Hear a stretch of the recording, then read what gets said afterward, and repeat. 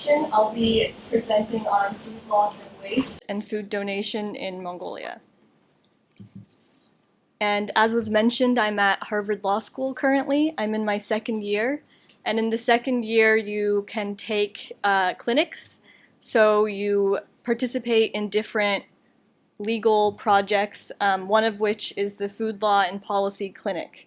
So in the first year of law school, you mostly study the core subjects of law from textbooks, and starting in the second year, you can travel and participate in clinical opportunities where you speak to clients and study the law today rather than the law from England and from hundreds of years ago.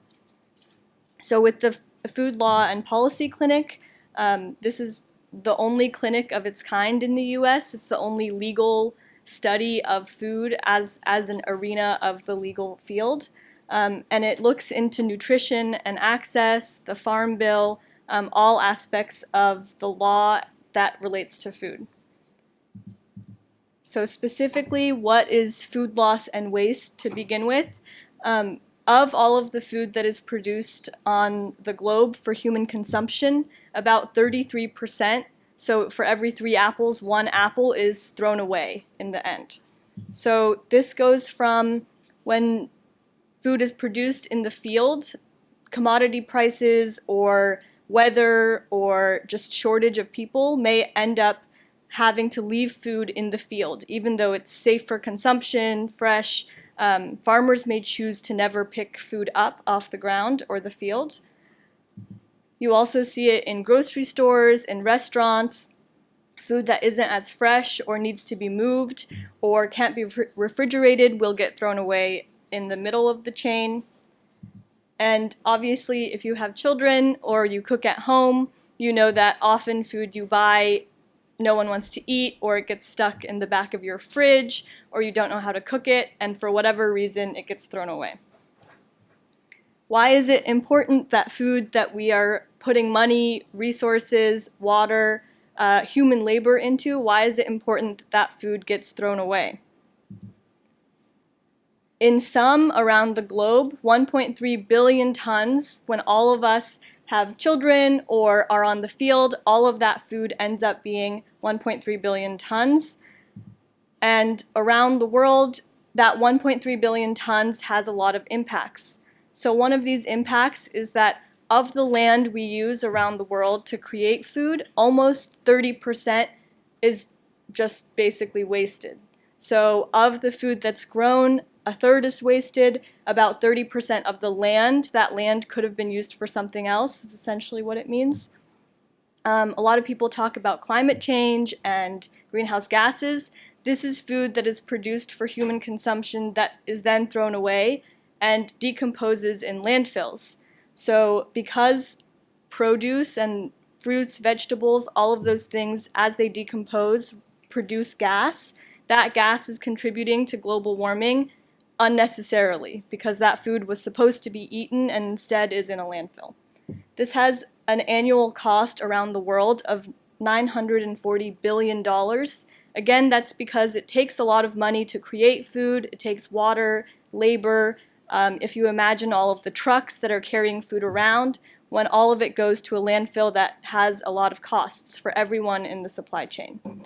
At the same time, while the first 4 points may seem like environmental issues, I studied environmental engineering. This is kind of where my focus was.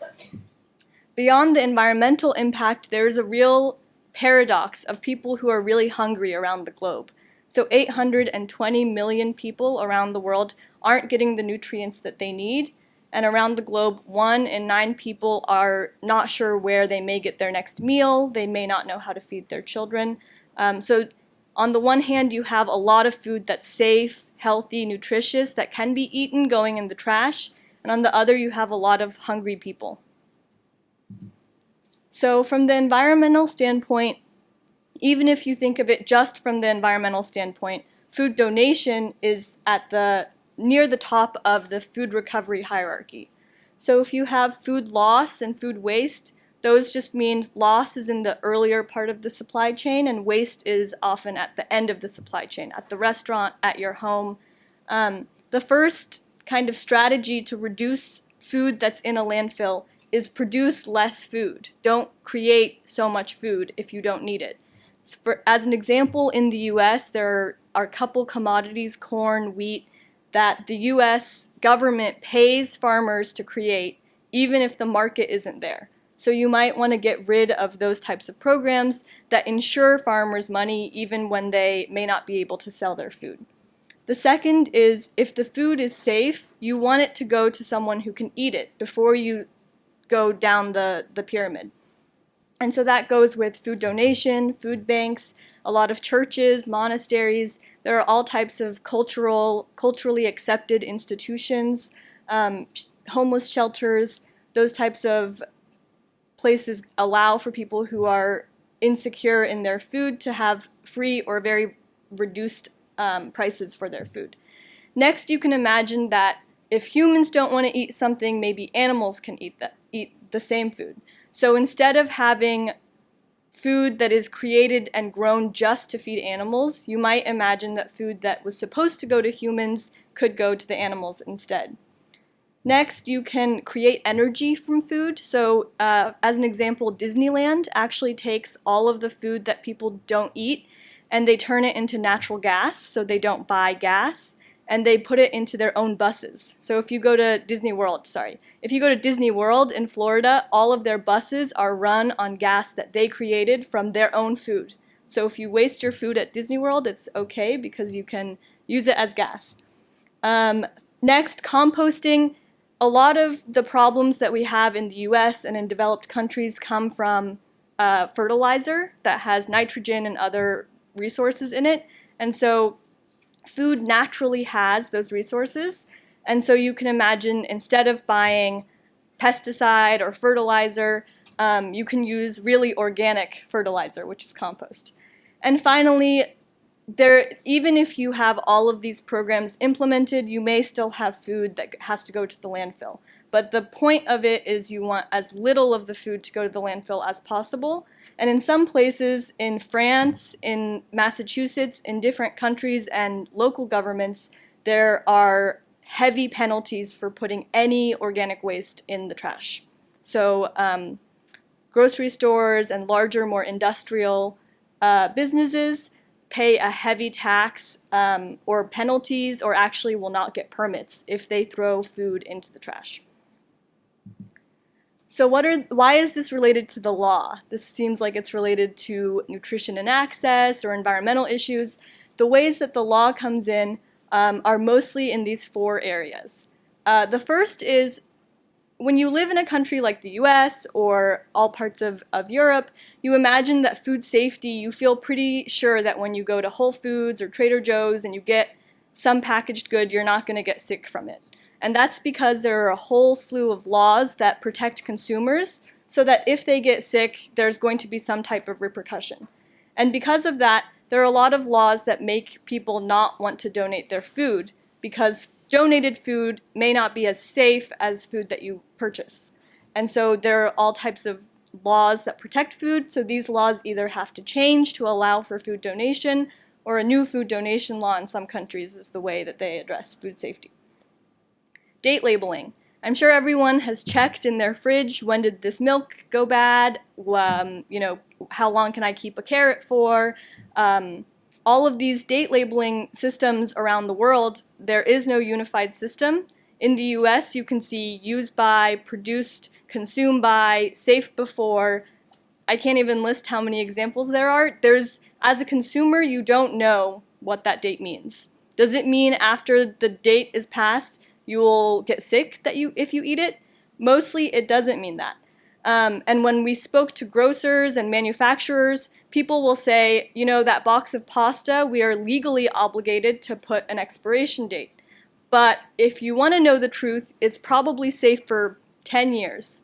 So if you have a box of pasta and you have children and you want to protect your children and yourself, you're not going to feed your children food that is really, really, really past date.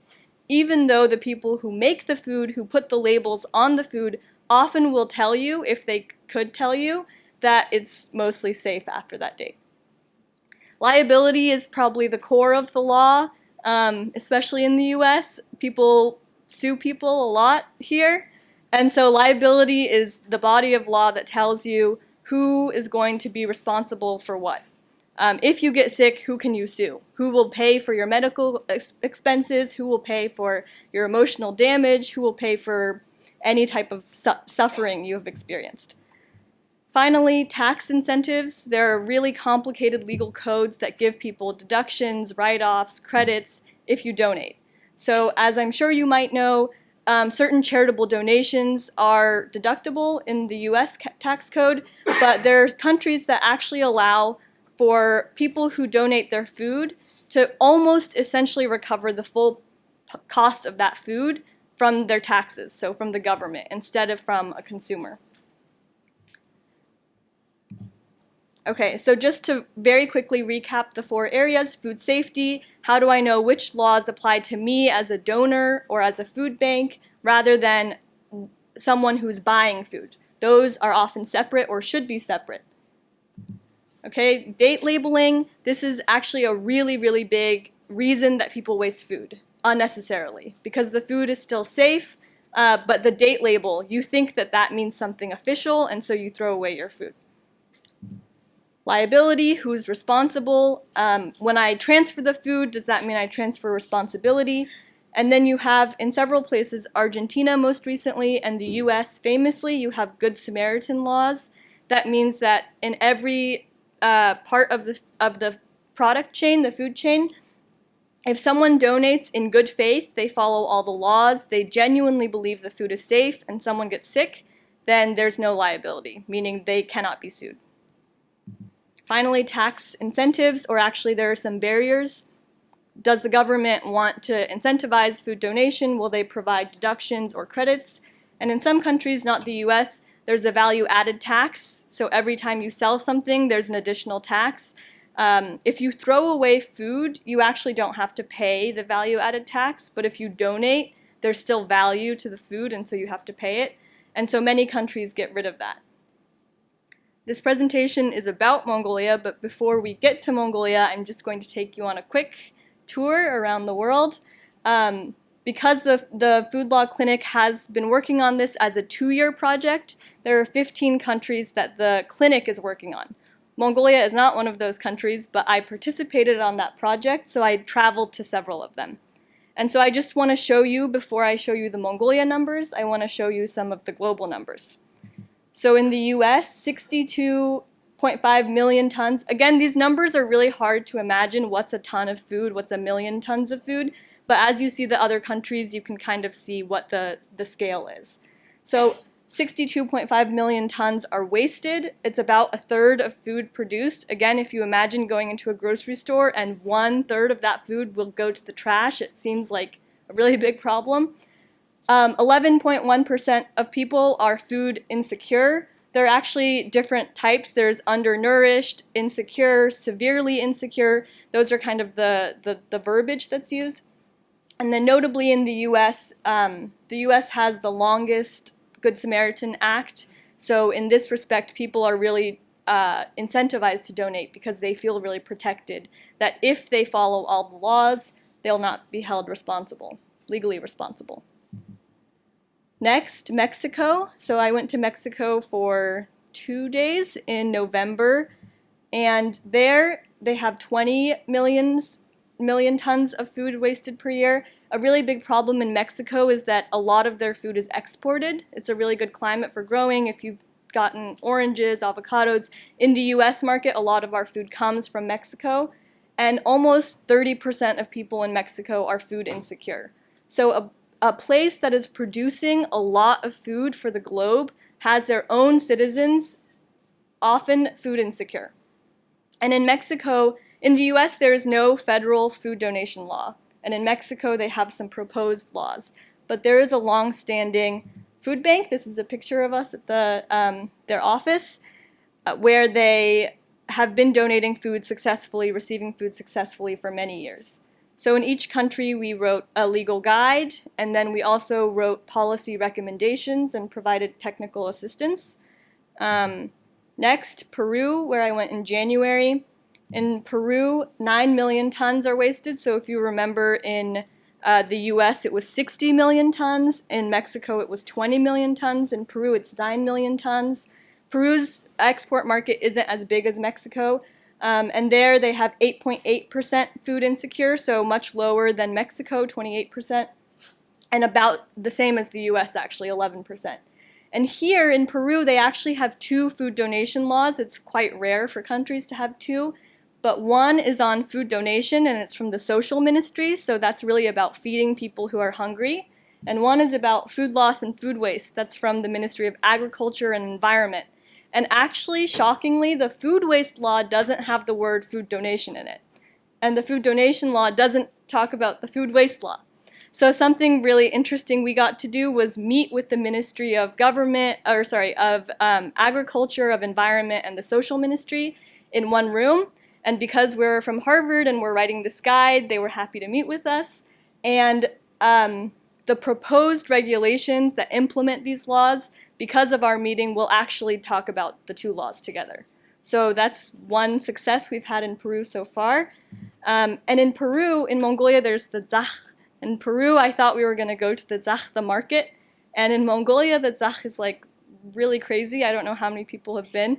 But if you live in the US and you go to the Zakh, it's like so different from Whole Foods. In Peru, actually, their market was kind of like Whole Foods. So like this giant building is for basically one vegetable almost. Each warehouse is one vegetable or 2 vegetables. And it's 20 to 40 vendors all selling potatoes. I don't know how many people, I don't know how people walk around and pick which potato, because there's 40 vendors selling potatoes. Then you go to the next one and it's lemons, like 40 vendors selling lemons.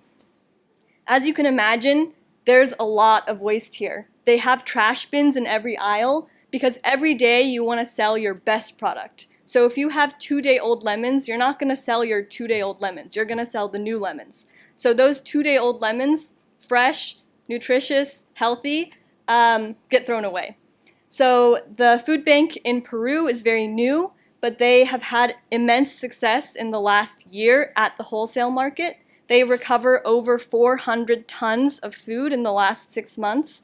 And in 1 month alone, in July when they started, they collected 9 tons. And in December, they collected 127 tons. So they're really scaling very quickly. And again, that's food that they're getting for free. It's safe, it's healthy.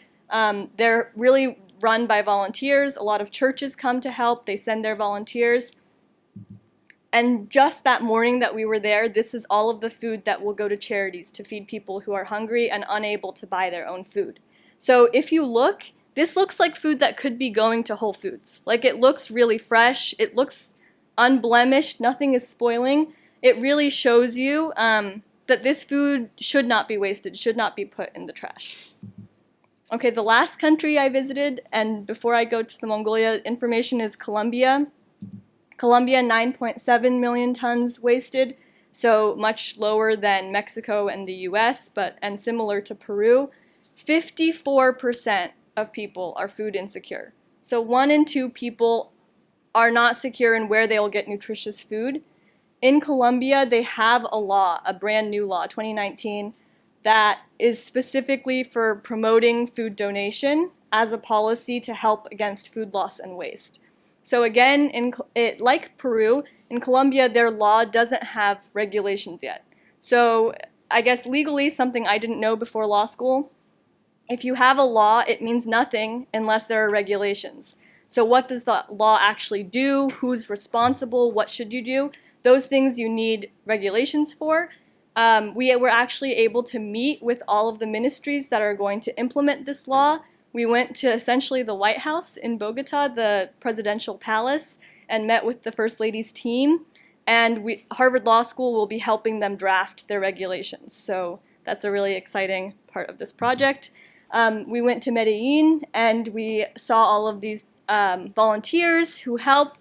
And again, if you look at the food, it's really shockingly fresh. I think through this process, you see that this is not food that people are throwing away because it's gone bad. This is food that is really fresh still, and now all of this food will go to people who are in need. Okay, very briefly, I'm running out of time. On Mongolia, much, much lower, 1 million tons. That's it, compared to 20 million in Mexico, 60 million in the US. But you still have people who are hungry. 27% of people are food insecure.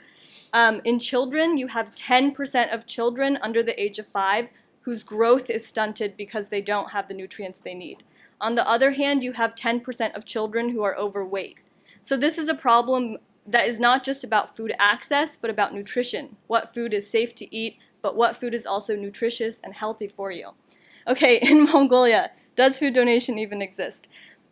I had this, I did all this work in Spanish. I don't speak Spanish. I did a lot of translating on these laws. I thought for Mongolia it'd be really easy. I wouldn't have to translate. In Mongolia, if you look at the practices and the laws, the EPA food recovery hierarchy is upside down because first food goes to the landfills. Then people want to compost, but they don't have enough organic material to compost because it all went to the landfills. Then there's no such thing as compressed natural gas because people can't make gas from their food. Then they're not feeding their animals because the animals eat something else. There's no food bank in Mongolia. And I actually spoke to the Global Food Banking Network that works with us on this project, and they said we don't really know of a food bank.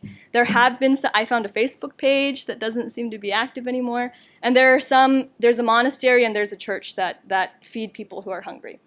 Finally, source reduction, again, that does not exist as a goal of the government. So in Mongolia, 2.9 million tons of trash, 1.2 million, almost half in Ulaanbaatar alone. Almost 20% recycled. So people in Mongolia are trying to, recycle paper and bottles and plastic, but no food waste is recycled. Food waste immediately goes to the trash. And it is the largest part of the trash. In the summer is food waste, almost 40%, 36% of trash.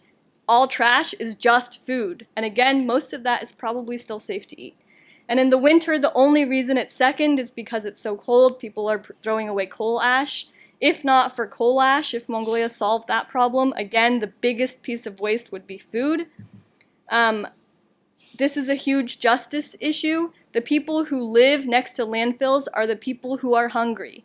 The people who are throwing away their food are not the people who have to suffer from the landfills. And again, greenhouse gas emissions is a global issue, but landfills next to you that have food that are producing gas is a local issue. Okay, unique challenges. This is my last slide. In Mongolia, there are so many challenges related to the weather, related to trading, related to food security as a country because Mongolia is not producing all of their food. And there is also independently a really big challenge with food safety. So in Mongolia, if the law school went, you might not suggest, listen, you should change your date labeling system because people don't trust their labels. The first thing is making sure that all food is safe. And compared to the US, for example, only 3% of meat and 7% of milk is even produced following modernized industrial systems.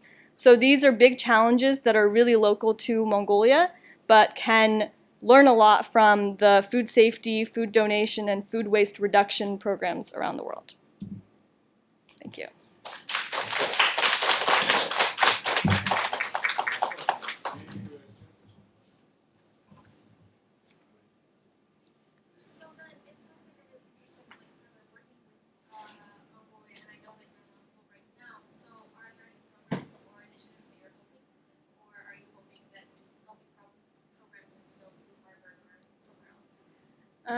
Yeah, that's an interesting question. I think that one thing personally that would make this paper easier to write is actually doing the site visit that I was able to do in the other countries. So that's something that independently I'm interested in. A second thing is there are a couple laws related that could almost be food donation laws, so the food safety law, the organic food law, and there's actually one law that bans food donation for children. So those are kind of levers that could be changed. With respect to the law school, it's a 2-year grant for the 15 countries already selected. Because Mongolia doesn't have a food bank, they're not part of the Global Food Banking Network. I think it would be a challenge in that respect for it to become officially part of the programming.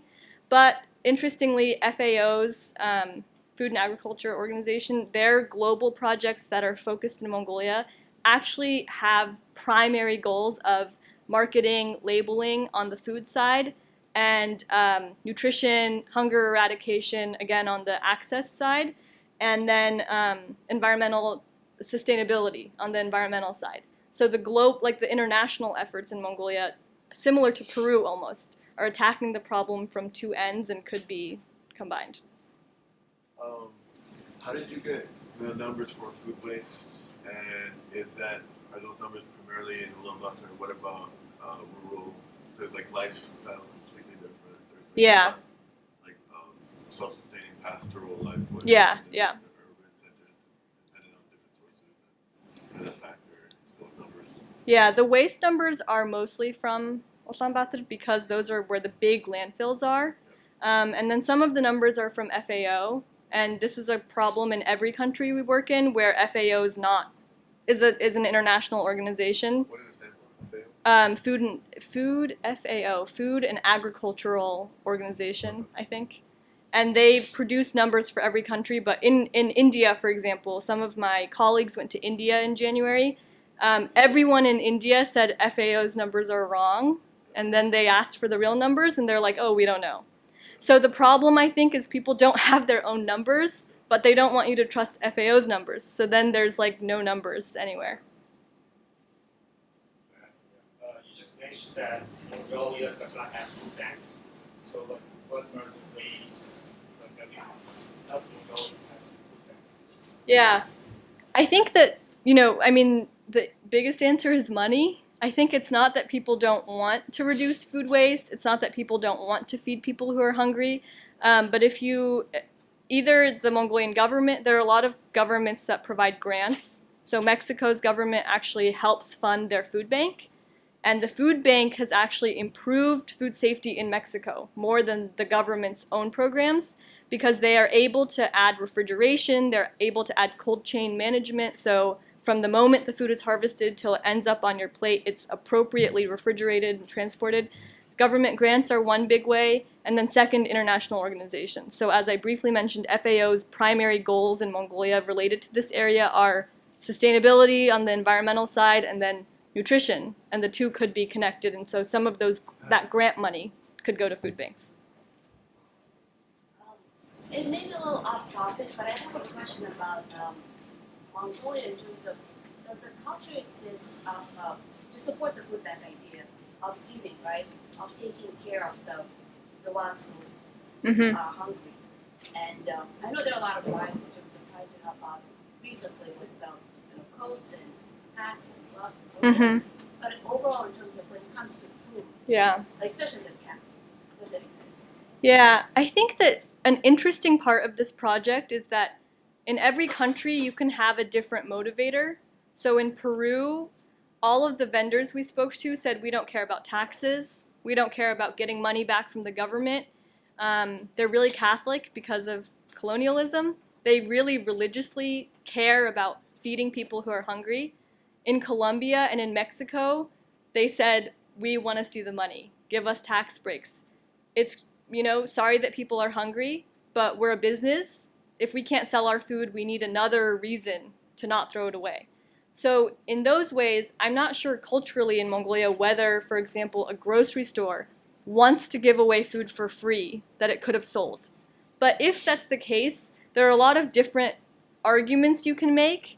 You don't say this is going to go to someone who's hungry. You can say either the government will give you a tax break. In Colombia, people don't like to file their taxes because they don't want the government to see their money. So they don't care about taxes in some parts of Colombia. In that way, you can make it about climate change. I think in Mongolia, everyone cares about global warming. Everyone cares about pollution. And this is a problem that contributes to pollution. It's not the same as smog from your car, but it is making life harder for everyone. So I think in those ways, you can speak to different businesses and try to figure out which of those levers would work. Thank you. It's